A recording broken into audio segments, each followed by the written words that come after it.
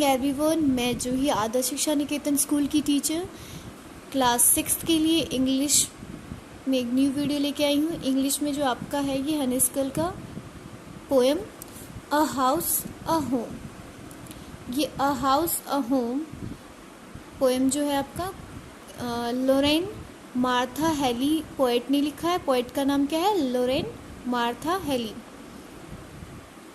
हम इसमें a house और होम के बारे में पढ़ेंगे। पोएट ने इसमें क्या लिखा है, स्टार्ट करते हैं। What is a house?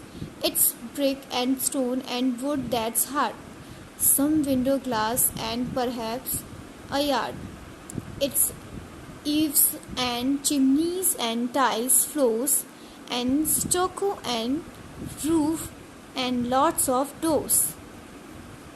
इसमें आपके जो पोएट हैं, कवि हैं, क्या बताना चाह रहे हैं कि हाउस क्या है, घर आपका क्या है।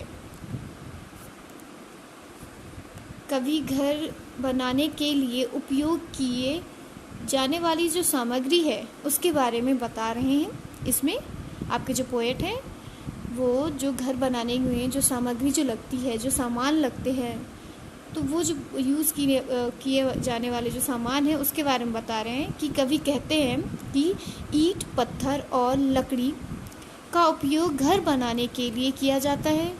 इसमें बागवानी के लिए घर के सामने और पीछे खिड़की के कांच और गलियारी या खुली जगह भी है। और एंड टाइल्स फ्लोर मतलब फर्श की टाइलें, ठीक पेंट छत और छत की ऊंचाई और कई दरवाजे जो इसे एक घर का सही रूप देते हैं। इस प्रकार एक घर पूरी तरह से निर्जीव चीज़ है। कवि ने यहाँ पे क्या कहा है, घर को निर्जीव चीज़ क्यों कहा है? क्योंकि यहाँ देखो, घर जो है हमने किसी ईंट, पत्थर, टाइल्स, इन चीज़ों से हमने एक घर तैयार किया है। हमने घर तो तैयार कर दिया पर घर तो खाली है, इसलिए तो कवि ने इसे निर्जीव कहा है। घर का मतलब क्या है? हाउस। हाउस का मतलब भी तो यही है, ईंट, पत्थर, लकड़ियाँ, इन चीज़ों से हमने, इन मौजूद सामग्रियों से हमने घर तैयार किया है। पर ये तो घर तो निर्जीव है, खाली है, किसी काम का नहीं है ना, उसमें इंसान तो है ही नहीं, तो ये इसलिए हाउस है। पर होम क्या होता है? अब हम आ जाते हैं नेक्स्ट स्टेंजा पे जो आपका है। What is a home? It's loving and family and doing for others. It's brothers and sisters and fathers and mothers. इस श्लोक में कवि क्या कहना चाहते हैं?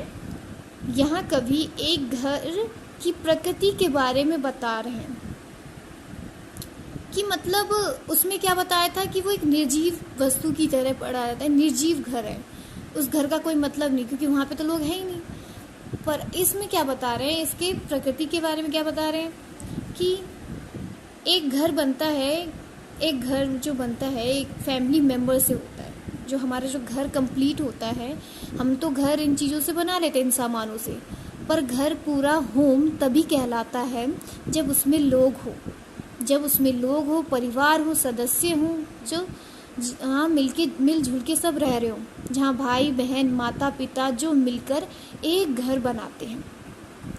ठीक है, बिना किसी स्वार्थ के उनके कार्य, मतलब बिना किसी स्वार्थ के वो साथ मिलकर कार्य करते हैं, एक दूसरे के लिए उनकी चिंता करते हैं और एक दूसरे का वो सुख दुख में साथ देते हैं और उनकी हेल्प करते हैं। एक दूसरे के प्रति प्यार और देखभाल की, जो इस फैमिली में जो रहता है ना, एक दूसरे के प्रति प्यार होता है, देखभाल होता है, उनकी इच्छा है कि अपने परिवार को खुश रखें, ये होता है आपका घर। इसे कहते हैं हम एक home. It's your complete home. ये हाउस है। हाउस समझ गए कैसे क्या होता है, और होम क्या होता है? होम का मतलब जहाँ लोग रह रहे हों, होम का मतलब जहाँ अपने सभी साथ मिलके रह रहे हों, वो घर होता है। जहाँ जिस घर में लोग मेंबर, सदस्य रह रहे हों, ठीक है, उसी से हमारा घर घर बनता है। खाली मकान ऊंचा कर लेने से, मकान बना लेने से आपका वो घर पूरा कंप्लीट घर नहीं कहलाता। खाली मकान बना लो पर उसमें जब लोग ही नहीं रहेंगे तो मकान किस काम का, है ना। तो ये होम का मतलब समझ गए, हाउस का मतलब समझ गए। इससे रिलेटेड कुछ मैं क्वेश्चन आंसर्स भेज दूंगी स्टूडेंट्स, आप अपने नोटबुक में, इंग्लिश के नोटबुक में कर लेना।